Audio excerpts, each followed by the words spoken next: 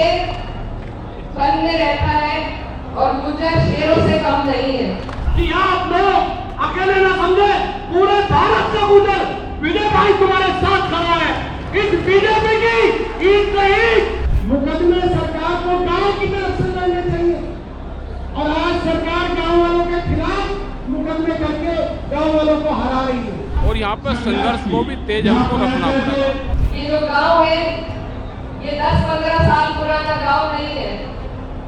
इसका एक बहुत बड़ा इतिहास है जिसको हम अनंत काल तोमर जी से जोड़कर देखते हैं। फरीदाबाद जिले के अनंगपुर गांव को बचाने के लिए पूरे देश का गुर्जर समाज एक हो गया है। वन विभाग और नगर निगम द्वारा की जा रही तोड़फोड़ की कार्रवाई के खिलाफ आज एक महापंचायत का आयोजन किया गया। अनंगपुर बचाओ संघर्ष समिति ने आज इसका आयोजन सूरजकुंड रोड स्थित नगर निगम मैदान में किया। इस महापंचायत में देश भर के हजारों लोग जुटे। इनमें विभिन्न राजनीतिक दलों के प्रमुख नेता, किसान संगठन और सामाजिक कार्यकर्ता शामिल हुए। ग्रामीणों ने अरावली वन क्षेत्र में सुप्रीम कोर्ट के आदेश के तहत हो रही तोड़फोड़ को अनुचित ठहराते हुए गांव को लाल डोरा में शामिल करने की मांग की है। महापंचायत में हरियाणा के पूर्व उप मुख्यमंत्री दुष्यंत चौटाला, रोहतक से सांसद दीपेंद्र हुड्डा, सोनीपत से सांसद सतपाल ब्रह्मचारी, उत्तर प्रदेश की कैराना से सांसद इकरा हसन और कांग्रेस के नेता विजय प्रताप सहित कई प्रमुख हस्तियों ने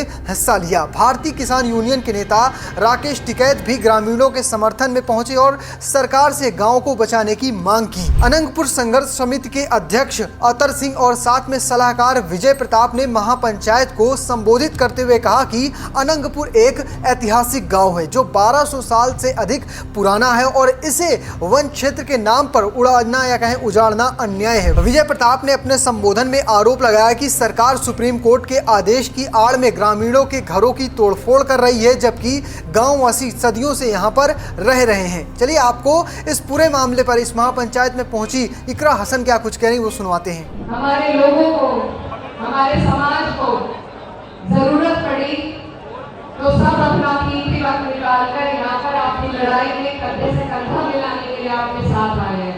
समाज की बेटी होने के नाते मैं दिल से आप सभी का धन्यवाद देना चाहती हूँ और अपनी बात शुरू करती हूँ कि यहाँ हम किसी राजनीतिक दल के लिए या राजनीति की वजह से नहीं आए हैं। ये खून की पुकार थी और समाज की बेटी होने के नाते किसी नेता के रूप में नहीं आज मैं आपके बीच आई हूँ। और मुझसे पहले बहुत से वक्ताओं ने बात करी कि गुर्जर तो वनों में ही रहते हैं, शेर वन में रहता है और गुर्जर शेरों से कम नहीं है। आज हमारे कई गांव जंगलों में हैं। ये सिर्फ आपकी अकेलों की लड़ाई नहीं है। आज अगर आप लोगों की बात है तो कल को ये और गांवों को और हमारी धरोहरों को इसी तरीके से कटघरे में लाकर खड़ा कर देंगे। तो आज की लड़ाई सिर्फ एक गांव की लड़ाई नहीं है, ये हमारे मान सम्मान, इतिहास और प्रतिष्ठा की लड़ाई है। आज सवाल उनसे भी उठता है जो समाज का नाम लेकर समाज के बलबूते पर संसद में, सरकारों में बैठे हैं कि क्या उनके लिए अपने लोगों से ज्यादा कुर्सी जरूरी है, सत्ता में रहना जरूरी है। सबसे पहला सवाल उन लोगों से उठता है। बहुत लोग कह रहे हैं कि आदेश है, लेकिन कोई भी आदेश या इस तरह के फरमान अंग्रेजों के टाइम पर भी चलते थे। कोई भी आदेश इंसानियत से ऊपर उठकर नहीं हो सकता। ये जो गांव है ये 10-15 साल पुराना गांव नहीं है। इसका एक बहुत बड़ा इतिहास है जिसको हम अनंत काल तोमर जी से जोड़कर देखते हैं। ये हमारे बुजुर्गों की, पुरखों की वो विरासत है जिसे यहाँ के लोगों ने अपने खून पसीने से सींचा है। हमारे और भी भाई वन गुर्जर वो भी इसी तरीके से प्रताड़ित हो रहे हैं। इकरा हसन ने तो सीधे तौर पर कह दिया कि गुज्जर शेर के बच्चे होते हैं और जंगल में भी रहते हैं। इस पूरे मामले पर राकेश टिकैत का क्या कहना है वो भी सुन लीजिए।